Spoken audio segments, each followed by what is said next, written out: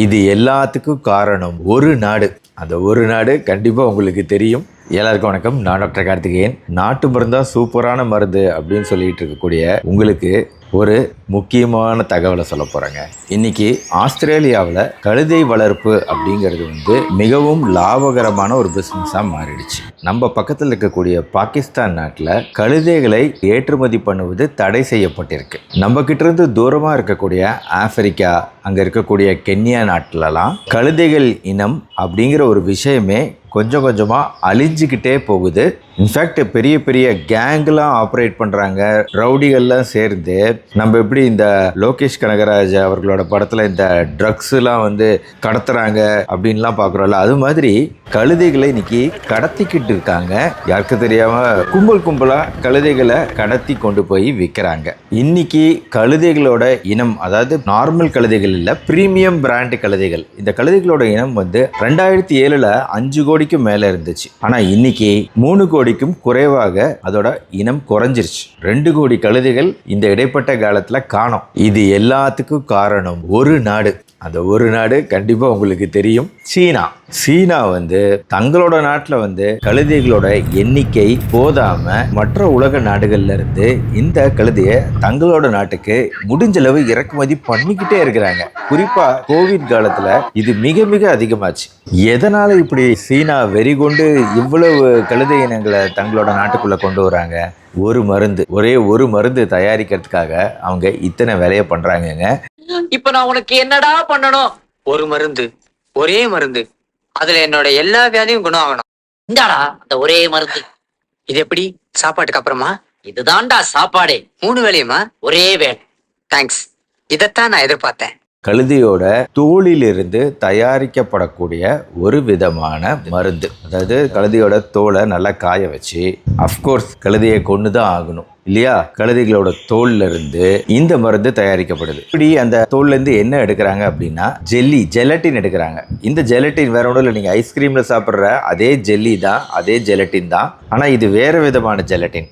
எப்படி தயாரிக்கிறாங்க அப்படின்னா, முதல்ல கழுதையோட தோல்ல இருக்கக்கூடிய கொழுப்புகளை எல்லாம் நீக்கின பின்னாடி நல்லா சூரிய வெளிச்சத்துல காய விட்டு உலர விட்டு, அப்புறம் கொதிக்கிற தண்ணீர்ல அந்த தோலை பாயில் பண்றது. 3 நாட்கள் தொடர்ந்து அதை கொதிநிலையில பாயில் பண்ணா அந்த தோல் முழுக்க கடினமான தோல்களாக இருக்கக்கூடிய விஷயம் எல்லாமே கரைஞ்சி கொலன்னு மாறும். அதுக்கப்புறம் அதுல இருந்து எடுக்கப்படக்கூடிய ஒரு திடப்பொருள், அதுதான் ஜெலட்டின். ஒரு திக்கான ஜெல்லி மாதிரி இருக்கும். இந்த மருந்தோட பேரு நான் இப்ப சொல்றேன். இந்த மருந்து நம்ம உடம்புல ரத்த ஓட்டத்தை இம்ப்ரூவ் பண்ணுது, பிளட் சர்க்குலேஷனை அதிகப்படுத்துது அப்படின்னு, ஸ்கின் க்ளோவா ஆகிறதுக்கு, பளபளப்பா இருக்கிறதுக்கு உதவி செய்யுது அப்படின்னும், ரத்த சோகை அனீமியாவை கியூர் பண்ணுது அப்படின்னும், குறிப்பா வயதான தோற்றத்தை குறைத்து டீஏஜிங் பண்ணக்கூடிய திறமை இருக்கு அப்படின்னும் இந்த மருந்து பரவலாக தயாரிக்கப்படுது சைனாவில். மிக முக்கியமா உடலுக்கு அதிகமான எதிர்ப்பு சக்தியவும் தருது அப்படின்னு சொல்லிட்டு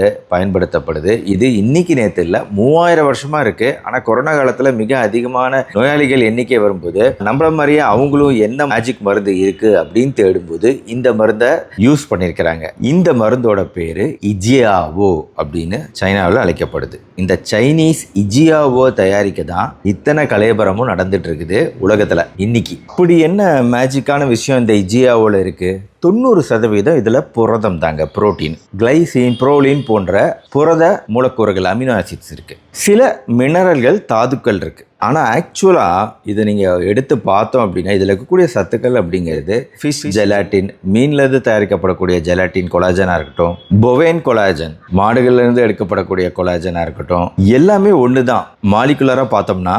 அதனால இப்போ கழுதை அப்படிங்கிறது நம்ம ஊர்ல அந்த அளவுக்கு கிடையாது. ஆனா ஆப்பிரிக்காலலாம் பல குடும்பங்களுக்கு வாழ்வாதாரமா இருக்கக்கூடிய ஒரு மிருகம். அதோட பால், அது அக்ரிகல்ச்சர்ல, விவசாயத்துல யூஸ் பண்றது போன்ற பல விஷயங்களுக்கு அவங்களுக்கு ஒரு ஆதார மூலக்கூறா, எக்கனாமிக் சோர்ஸாக இருக்கக்கூடிய ஒரு அனிமல் கழுதை.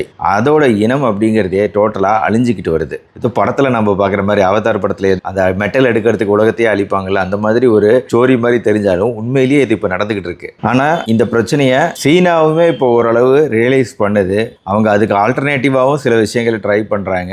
இருக்கு, ஆல்டர்னேட்டிவ் இருக்கு. மெரைன் கொலாஜன் இருக்கு, கடல்ல இருந்து எடுக்கப்படக்கூடிய கொலாஜன், பிளான்ட் பேஸ்ட் தாவரங்கள்ல இருந்து எடுக்கப்படக்கூடிய கொலாஜன் இருக்கு, சிந்தட்டிக் கொலாஜன் வேதிப்பொருள்கள் மூலமா நம்மளால தயாரிக்க முடியும். பல வகையான கொலாஜன்கள் இருக்கு. அதே மாதிரி தான் இதுவும் இருக்கு. ஆனா இது மட்டும் ஸ்பெஷல்னு சீனா கருதி அக்ரெசிவா இந்த விஷயத்த பண்றதுனால தான் இன்னைக்கு ஒரு உயிரினமே மொத்தமா அழியக்கூடிய வாய்ப்பு இன்னைக்கு உருவாகிட்டு இருக்கு. அதான் நான் வீடியோட ஆரம்பத்தில் சொன்னேன், நாட்டு மருந்து நம்ம யூஸ் பண்றோம்.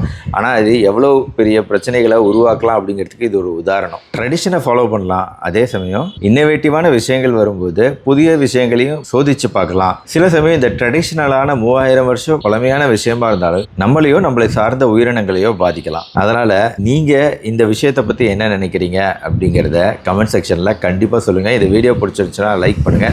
புதிய இந்த தகவலை உங்கள் ஃப்ரெண்ட்ஸ் அண்ட் ரிலேட்டிவ்ஸ்க்கு ஷேர் பண்ணுங்கள். நம்ம சேனல் டாக்டர் கார்த்திகேயன் தொடர்ந்து சப்ஸ்கிரைப் பண்ணி ஃபாலோ பண்ணுங்கள். மறுபடியும் நாளைக்கு பார்ப்போம். நன்றி, வணக்கம்.